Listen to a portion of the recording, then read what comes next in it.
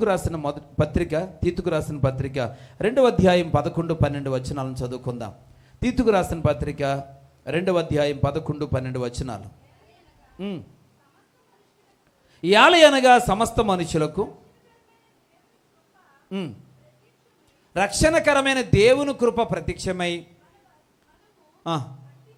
భక్తిహీనతను ఇహలోక సంబంధమైన దురాశలను విసర్జించి శుభప్రదమైనటువంటి నిరీక్షణ నిమిత్తము అనగా మహాదేవుడును మన రక్షకుడైన యేసుక్రీస్తు మహిమ యొక్క ప్రత్యక్షత కొరకు ఎదురుచూచుచు ఈ లోకములో స్వస్థ బుద్ధితోనూ నీతితోనూ భక్తితోనూ బ్రతుకుచుండవలనని మనకు బోధించుచున్నది.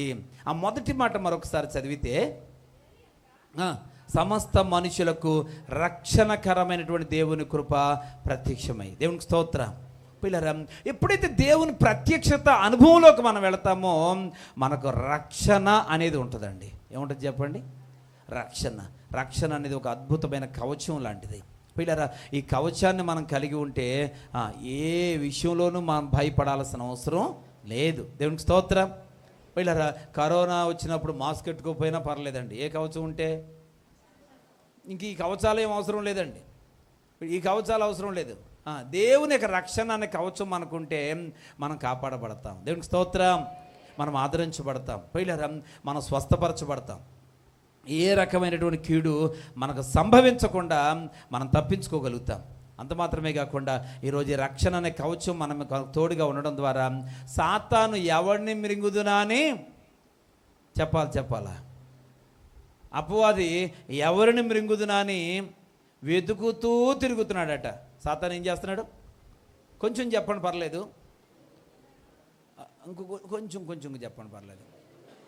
మనమైతే అన్నం పెట్టేటప్పుడు కొంచెం వేసుకోండి పెరిగి వేసుకొని తిరిగారంట. నేను కూడా అలాగ అంటున్నాను. దేవునికి స్తోత్రం. హల్లెలూయా. చెప్పండి, ఏమడిగారు నేను? అపవాది ఎవరిని మృంగుతున్నా అని వెతుకుతూ తిరుగుతూ ఉన్నాడట పిల్లరా. కాబట్టి ఎవరు దొరికితే వాడు ఏం చేస్తాడు? మింగుదానికి తిరిగినోడు మింగుతాడు అంతే.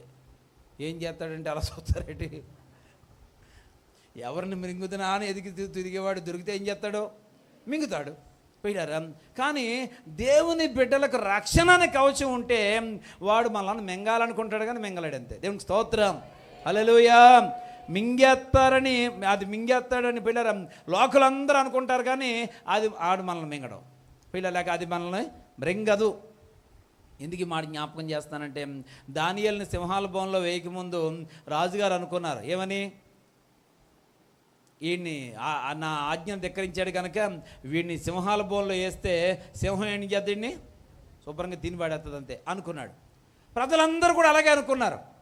కానీ పిల్లరా, దానియేలు దగ్గరికి సింహం రాలే. దేవునికి స్తోత్రం. హల్లెలూయా. ఎందుకనంటే దానియేలు చుట్టూ దేవుడు ఏమేశాడు? రక్షణ అనే కవచాన్ని వేసేసాడు. అందువలన దానియేలుని సింహం ముట్టుకోలేకపోయిందండి. దేవునికి స్తోత్రం కలుగును గాక.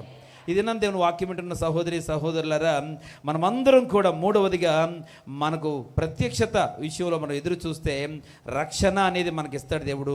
అంత మాత్రమే కాకుండా ఈరోజు నీవు నీ కుటుంబ సభ్యులు కూడా రక్షణ పొందుతారు. దేవునికి స్తోత్రం.